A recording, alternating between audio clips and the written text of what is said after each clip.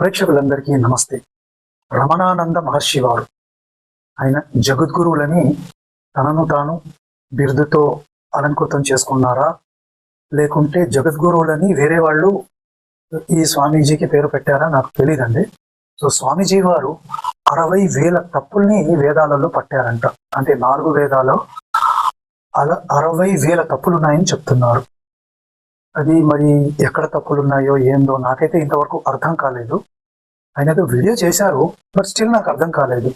వీలైతే స్వామీజీ వారు ఒక్కసారి ఇంకొంచెం డీటెయిల్డ్గా, అంటే వీలైతే కొంచెం వేదాలని మంత్రాలని చూపెట్టి మీరు అర్థం చెప్తే ఇంకా బాగుండేది. ఎందుకంటే 60,000 తప్పులు అంటే చిన్న విషయం కాదండి. ఇంత పెద్ద గొప్ప పనిని ఇంతవరకు ఎవరు చేయలేదు. మరి ఎందుకంటే తప్పులు ఉన్నాయనే విషయమే వాళ్ళకి తెలియదు. ఇప్పుడు ఋగ్వేదాన్ని శుక్లయజుర్వేదాన్ని వేదాన్ని అనువాదం చేశా కదా, నేను కూడా ఒక 4-5 అనువాదాన్ని ట్రై చేశాను, మంత్రాలని చూశాను. తప్పులు ఉన్నాయనే విషయం నాకు కూడా తెలియదండి. సో తప్పుల్ని వేదాలలోనే తప్పులు పట్టేయగలిగారంటే మీరు మామూలు వ్యక్తి కాదండి. మీరు ఎక్స్ట్రాడినరీ పవర్ ఉన్న వ్యక్తి. అందున మీరు సిద్ధగురు, అంటే సకల సిద్ధుల్ని సంపాదించుకోగలిగారంటే మీరు మామూలు వ్యక్తి కాదండి. సో ఏ గురువు, ఏ వేద పండితుడు చేయలేని పని మీరు చేశారంటే ఇది సామాన్యమైన విషయం కాదండి. మళ్ళీ మీరు ఏదో కామెడీ అనుకునేదో సీరియస్గానే చెప్తున్నానండి. నేను సీరియస్గా కాదు, చాలా సీరియస్గా చెప్తున్నాను. అయితే అక్కడ వేదాన్ని తప్పులు పట్టారు. వేదాలలో ఉన్న 60,000 తప్పుల్ని తీసి కరెక్ట్ చేశారు. మళ్ళీ 60 బుక్కుల 600 బుక్కుల సాయిబాబా మీద రాశారు. మళ్ళీ అది కాకుండా అనేక గ్రంథాన్ని రచించారు. అంటే అడుపు లేకుండా 10 గంటలు ఉపన్యాసం కూడా ఇవ్వగలరు. అంటే అలా చేయడం అందరి వల్ల కాదండి, ఎక్స్ట్రాడినరీ ఏదైతే. అయితే స్వామీజీ వారు ఒక బుక్ కూడా రాశారంట. సారీ అండి, అది బుక్ కాదు, గ్రంథం. అది ఆ గ్రంథం పేరు వచ్చి ఏదో ఉందండి, ఒక్క నిమిషం, నేను మర్చిపోతానండి అప్పుడప్పుడు. ఒక్కసారి నేను ఆ బుక్ పేరు చూస్తాను. శత ప్రశ్న క్షర సంధానం, ఇది పుస్తకం పేరండి. సారీ అండి, పుస్తకం కాదు, గ్రంథం. అంటే పుస్తకం అనే అలా వచ్చేస్తుంది. సారీ అండి, గ్రంథాన్ని రచించారు స్వామీజీ. అయితే మరి ఈ గ్రంథంలో ఏముందో నేను చూశాను. పోతే సరే, ఇప్పుడు వీడియో కూడా చేస్తే మన ప్రేక్షకులకు ప్లస్ మన యూట్యూబ్ని ఫాలో అయ్యే వాళ్లకు, ఎవరైతే మేధావులు ఉన్నారో వాళ్ళకు కూడా తెలుస్తుంది కదా. సో అందరికీ తెలియాలనే సదుద్దేశాన్ని దృష్టిలో పెట్టుకొని ఈ శత ప్రశ్న క్షర సంధానం అనే పుస్తకం, సారీ అండి మళ్ళీ పుస్తకం అంటున్నా, గ్రంథం మీద వీడియో చేస్తున్నాను. సో ఈ గ్రంథంలో ఏముంది అనేది ఎట్లాగో నేను చూపిస్తాను మీకు. ఈ గ్రంథాన్ని స్వామివారు రచించారు. దీన్ని ఇంకో 11 భాషలలో కూడా ట్రాన్స్లేషన్ చేశారంట. దాన్ని ప్రింట్ చేసి మరీ రిలీజ్ చేశారని చెప్తున్నారు. ఇంకా ఈ గ్రంథం అనేది అన్బీటబుల్ అండి. ఇక ఇలాంటి గ్రంథం అనేది ప్రపంచంలో లేదని చెప్తున్నారు. సో మరి అంత ఎక్స్ట్రాడినరీ ఉంటే ప్రతి ఒక్కరు చూడాలి కదండి. అండ్ ఇంకోటి, స్వామివారు సాయిబాబాకి ఏదో హవనం కూడా చేశారు. ఆ హవనంలో ఉన్న మంత్రాలను చూసి నాకైతే కళ్ళు బయలు కమ్మిపోయాయండి. ఇంత నాలెడ్జ్ ఎలా వస్తుందండి ఒక మనిషికి?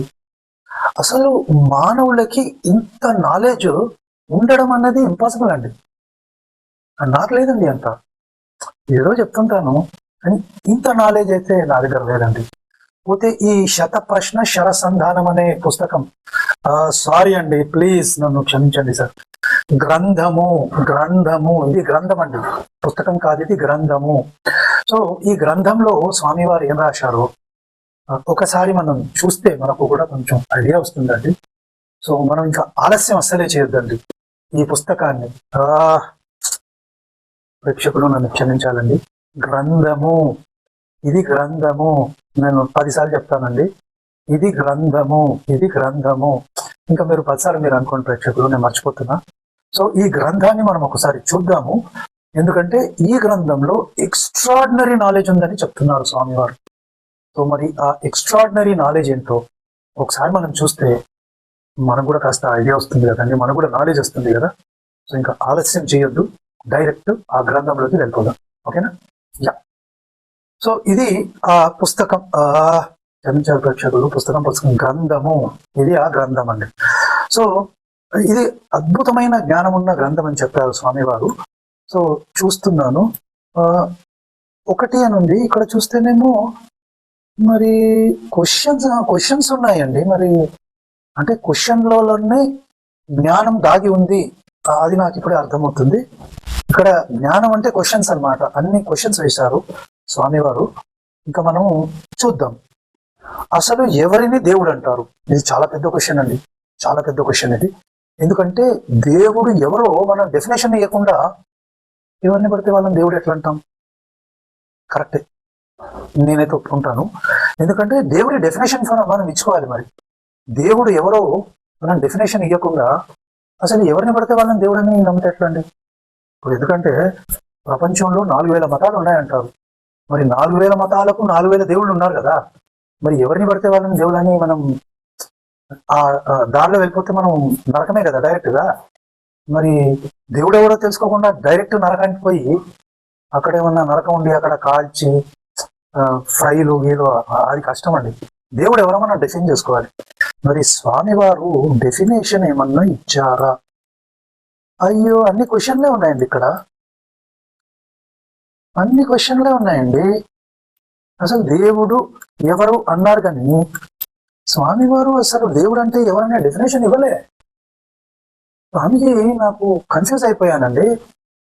అసలు ఎవరిని దేవుడు అంటారు అని మీరు క్వశ్చన్ వేశారు కానీ అసలు దేవుడు అంటే ఏందో మీరు చెప్తే అయిపోయేది కదా. మళ్ళీ క్వశ్చన్ వేసి వదిలేస్తే మరి ఎలా స్వామిజీ? నాకు కన్ఫ్యూజన్ అయిపోయింది స్వామిజీ. ఇక్కడ ఇప్పుడు మీరు దేవుడు ఎవరు అని క్వశ్చన్ వేశారు, ఎక్స్ప్లెనేషన్ ఇస్తే కదా నాకు తెలిసేది, లేకుంటే ఈ వీడియో చూసే వాళ్ళకి తెలిసేది. మీరు క్వశ్చన్ వేసేస్తే క్వశ్చన్ లో ఆన్సర్ ఎట్లుంటది స్వామిజీ? కొంచెం దేవుడు ఈయన ఫలానా దేవుడు అంటే ఇట్లా అంటే జన్మలు మరణాలు ఏవి లేనివాడు, ఏ మతాలు లేనివాడు, ఎప్పుడు ఉండేవాడు, సర్వజ్ఞుడు, ఇలాంటి డెఫినేషన్స్ మీరు పెట్టాల్సింది కదా. మరి అలాంటి డెఫినేషన్ ఏం పెట్టకుండా మీరు అలా, నేను కొంచెం డిసప్పాయింట్ అయ్యాను స్వామిజీ. ఇక్కడ మీరు దేవుడు ఎవరో డెఫినేషన్ ఇస్తే బాగుండేది, క్వశ్చన్ వేసి వదిలేరు. మరి క్వశ్చన్ లో జ్ఞానం ఎట్లుంటది స్వామిజీ? ఇప్పుడు నేను ఈ వీడియో చేసి 10 క్వశ్చన్లు వేసేసి ఈ వీడియోలో జ్ఞానం ఉంది అంటే నాకు అర్థం కావట్లా, నేను కన్ఫ్యూజ్ అయిపోయా. సర్వేశ్వరుడైన విశ్వేశ్వరుడైన దేవుడు ఒకడా, లేక అనేక దేవుళ్ళు ఉన్నారా? మనకు వేదాలకు వెళ్తే మాత్రం ఒకటే దేవుడు అనేక రూపాలుగా వ్యక్తమయ్యాడు. ఈ ఋగ్వేద మంత్రం ఏదైతే ఉందో ఏకం సత్వి ప్రాబహుదావదంతి అని, అది ఆ కాన్సెప్ట్ మీరు చదివి ఉంటారు. వేదాలలో 60,000 తప్పుల్ని పట్టారు. మీరు ఆ మంత్రం తెలియదా మీకు? మళ్ళీ క్వశ్చన్ ఎందుకు ఇస్తున్నారు స్వామిజీ? నాకు అర్థం కాలే. మీరు ఆల్రెడీ వేదంలో తప్పులు పట్టారు. ఒకటే దేవుడు అన్ని విధాలుగా ఉంటాడు అని మీకు తెలుసు, మళ్ళీ ఎందుకు క్వశ్చన్ వేశారు? నేను ఇప్పుడు కన్ఫ్యూజ్ అయిపోయా టోటల్ గా. నాకైతే ఏం మాట్లాడాలో కూడా అర్థమవుతుంది. మీరు మళ్ళీ సరే క్వశ్చన్ వేశారు, కింద జవాబు అని దాని ఆన్సర్ కూడా ఇస్తే అయిపోయేది కదా. మరి ఆన్సర్ ఇవ్వకుండా అట్లా వదిలేస్తే ఎవరికి ఇష్టం వచ్చినట్టు వాళ్ళు ఇమాజిన్ చేసుకుంటారు. కన్ఫ్యూజ్ అయిపోతాం. ఇంకా నేను కన్ఫ్యూజ్ అయిపోయా. ఇప్పుడు ఏం చేద్దామండి? ఈ వీడియో చేయాలా బంద్ చేయాలా? ప్రేక్షకులు మీరు చెప్పండి, వీడియో చేయాలా బంద్ చేయాలా? నేను స్వామివారేమో క్వశ్చన్లు వేశారు, ఒక ఆన్సర్ లేదు దీంట్లో, అన్ని క్వశ్చన్లే ఉన్నాయి. సరే ఒక పని చేద్దాం, కిందికి వెళ్దాం. అసలు ఆన్సర్ కింద ఇచ్చుంటారేమో. మరి ఒక్క నిమిషం ముందుకు వెళ్ళిపోదాం. 17 ఇక్కడ కూడా క్వశ్చనే ఉంది. 36 ఇక్కడ కూడా క్వశ్చనే ఉంది, ఆన్సర్ లేదు. 59 ఇక్కడ కూడా క్వశ్చనే ఉంది, ఆన్సర్ లేదు. 74 ఈడ కూడా క్వశ్చనే ఉంది. అయ్యో 93 ఈడ కూడా క్వశ్చన్ ఉందండి. అయ్యో 100 దాకా వెళ్ళిపోదాం. ఏమది? సాక్షాత్తు భగవంతుడైన సాయిబాబాను దేవుడు కాదని గురువు అని కొందరు భావించడం అల్పజ్ఞానమా పూర్ణది. అంటే 100 క్వశ్చన్లు మీరు వేశారు, 100 క్వశ్చన్లకి మీరు జవాబులు ఇవ్వకుంటే ఎట్లా స్వామి? మమ్మల్ని అందరినీ కన్ఫ్యూజన్ లో పడేశారు. మీరు గొప్ప గ్రంథం రాశారని నేను అనుకుంటే మీరు క్వశ్చన్లు వేసి వదిలేస్తే మాలాంటి అల్పులు దీన్ని ఎలా అర్థం చేసుకోవాలి? ఇప్పుడు దేవుడు అంటే ఎవరు? దేవుడు ఎవరో మాకు తెలియట్లేదు. మీరేదో బ్రహ్మాండమైన ఎక్స్ప్లెనేషన్ ఇస్తారని నేను వీడియో చేయడానికి కూర్చుంటే నన్ను మొత్తం మీరు డిసప్పాయింట్ చేసేసారు. మీరు ఏం చేయాలి ప్రేక్షకులు, నేను ఈ వీడియో చేయాలన్నా మానేయాలన్నా? నాకైతే అర్థం కావట్లా, నాకు అర్థమే కావట్లా. ఇప్పుడు ఏం చేయమంటారు నన్ను? బంద్ చేయాలన్నా వీడియో? స్వామీజీ వారు నన్ను డిసప్పాయింట్ చేశారండి. అసలు దేవుడు అంటే ఎవరు అని ప్రశ్న వేసి దానికి ఆన్సర్ ఇవ్వాలి. మరి ఇది గ్రంథం ఎట్లయింది స్వామీజీ? దీన్ని గ్రంథం ఎందుకు అంటారు స్వామీజీ? దీన్ని ప్రశ్నలు అంటారు. మరి ప్రశ్నలు వేసినా మీరు దానికి జవాబులు కూడా ఇవ్వాలి కదా. జవాబులు ఇవ్వకుండా ప్రశ్నలు వేసేసి మీరు వెళ్ళిపోతే ఇప్పుడు మేము ఎట్లా అర్థం చేసుకోవాలి బుక్ని, సారీ గ్రంథాన్ని? నేనైతే టోటలీ కన్ఫ్యూజ్ అయిపోయాను. సరే, రెండవది చూద్దాం. సాయి నామ నిగూఢ శబ్దార్థం ఏంది? మీరు క్వశ్చన్ వేసేసి ఇప్పుడు ఆన్సర్లో మేము వెతుక్కోవాలన్నా? మరి ఇది గ్రంథం ఎట్లయింది? నేనైతే టోటలీ కన్ఫ్యూజ్డ్ అండి. సరే, మూడవది, సర్వజ్ఞతను ప్రదర్శించిన సిద్ధుడైన సాయి, షిరిడి సాయిని మానవుడు అంట. మీరు క్వశ్చన్ వేసేసి వదిలేస్తే ఎట్లా అండి? జవాబు చెప్పాలి కదా. ఈయన ఈ రకంగా దేవుడు, అది ఆన్సర్ ఇస్తే కదా మనకు తెలిసేది. మీరు ఏదో క్వశ్చన్ వేసేసి మీరు వెళ్ళిపోతే ఇప్పుడు మేము కొట్టుకోవాలి అయినా?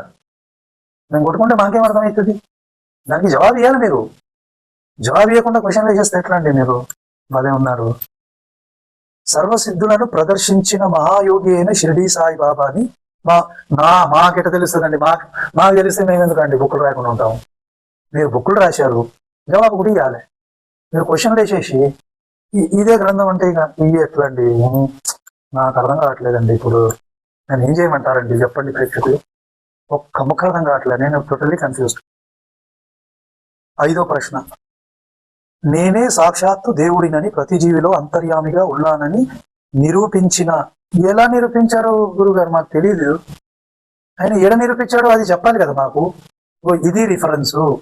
వేదంలో సాయిబాబా ఉన్నాడు, వేదంలో నిరూపించాడు, వేదంలో ఫలానా చోట సాయిబాబా ప్రస్తావన ఉంది, ఉపనిషత్తులో ఉంది, నేను సర్వజ్ఞుడను, అందరిలో నేనున్నాను అని సాయిబాబా వారు ఎక్కడైనా చెప్పింది ఉంటే నాకు చెప్పాలి. మీరు అలా చెప్పకుండా అన్ని క్వశ్చన్లు వేసేసి వదిలేస్తే మాకు ఎట్లా అర్థమవుతుంది? నేనైతే టోటల్లీ కన్ఫ్యూజ్డ్. నేను వెళ్ళిపోతా, నాకేం అర్థం కావట్లేదు. ఇంకోటి మానవుడు మళ్ళీ క్వశ్చన్లు వేశారు ఇక్కడ. అంటే క్వశ్చన్లు వేసి వదిలేస్తే మాకు ఎట్లా అర్థమవుతుంది? జవాబులు ఇవ్వాలి కదా. జవాబులు ఇస్తే నాకు అర్థమవుతుంది. మీరు అన్ని 100 క్వశ్చన్లు వేసేసి వెళ్ళిపోయారు. ఇదేమో గ్రంథం అంటున్నారు. ఒక్క క్వశ్చన్కి జవాబు ఇవ్వాలి మీరు. ఐఎమ్ డిసప్పాయింటెడ్ అండి. నాకైతే ఒక్క ముక్క అర్థం కావట్లేదు. ఈ వీడియోలో ఏం మాట్లాడాలో కూడా నాకు అర్థం కావట్లేదు. ప్రేక్షకులు మీరు చెప్పండి, నేను వీడియో ఏమంటారా బంద్ చేయమంటారా? నేనైతే బంద్ చేస్తున్నా. సో అట్లీస్ట్ స్వామి వారు ముందుకు వచ్చి ఈ 100 క్వశ్చన్లకి జవాబులు ఇచ్చి, ప్రామాణికమైన జవాబులు శాస్త్రపరంగా ఇస్తే బాగా. లేదు, హిందూ గ్రంథాలలో లేదు, సాయి సచ్చరిత్రలో మరి అది ప్రమాణం ఎట్లా? దాన్ని ఎట్లా నమ్మాలి మేము? దాన్ని ఎట్లా నమ్మి దాంట్లో ఏడున్నాయి ఇవన్నీ చెప్తే కదా మేము ఒప్పుకుంటాం. నేనైతే కన్ఫ్యూజ్ అయిపోయాను. సర్వదేవతలు నాలో ఉన్నారని ఏడ నిరూపించారండి? ఎట్లా నిరూపించారు? ఎక్కడ నిరూపించారు నాకు చెప్పండి. నిరూపించడం అంటే ఏందో చెప్పండి మాకు. నేను టోటలీ కన్ఫ్యూజ్. ఐఎమ్ డిసప్పాయింటెడ్ అండి. నేను డిసప్పాయింట్ అయిపోయాను. నాకేం అర్థం కావట్లేదు. నేను కలియుగ శివ పూర్ణావతారం అని ఎక్కడ నిరూపించారండి? ఏ గ్రంథంలో నిరూపించారండి? నాకు చెప్పాలి కదా.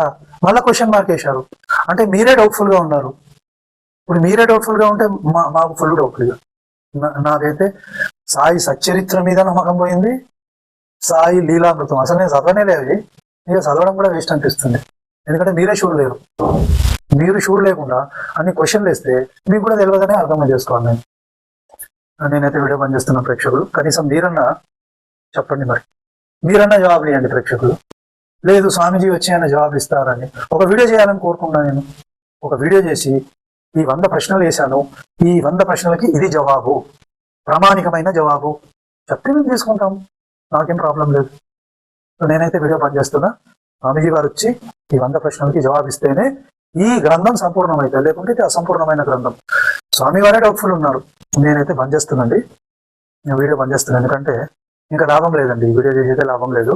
స్వామి వారు ఇంకో బుక్ రిలీజ్ చేసి ఈ 100 క్వశ్చన్లకి ఇవి జవాబులు అని ఒక బుక్ రాస్తేనే అప్పుడు దాన్ని ప్రమాణంగా నేను తీసుకుంటా. లేకుంటే నేనైతే ఈ బుక్ని నేను ప్రామాణిక అన్ని క్వశ్చన్లు వేస్తే ప్రమాణం అండి. జవాబులు ఉండాలి కదా. జవాబు లేకుండా అన్ని క్వశ్చన్లు వేస్తే మీరే షూర్ లేదు అని నాకు అనిపిస్తుంది. మరి నాకు తెలీదు. సో ప్రేక్షకులు నేను ముగించేస్తున్న వీడియో. జవాబులు ఎవరైనా ఇస్తారేమో చూద్దాం. మరి స్వామిజీ వారే ఇస్తారేమో, జగద్గురువులు, సిద్ధ గురువులు. ఆయన ఈ 100 ప్రశ్నలు ఆయన వేశారు కాబట్టి జవాబులు కూడా ఆయన ఇవ్వాలి. ఎందుకంటే ఇప్పుడు ప్రశ్న నేనే చేయాలి అనుకోండి, నేను జవాబులు ఇస్తా. స్వామీజీ ప్రశ్నలు వేశారు, జవాబు ఆయన ఇస్తారు. సో మనం వీడియో ముగించుకుందాం. మరో మంచి వీడియోతో మళ్ళీ కలుద్దాం. నమస్తే.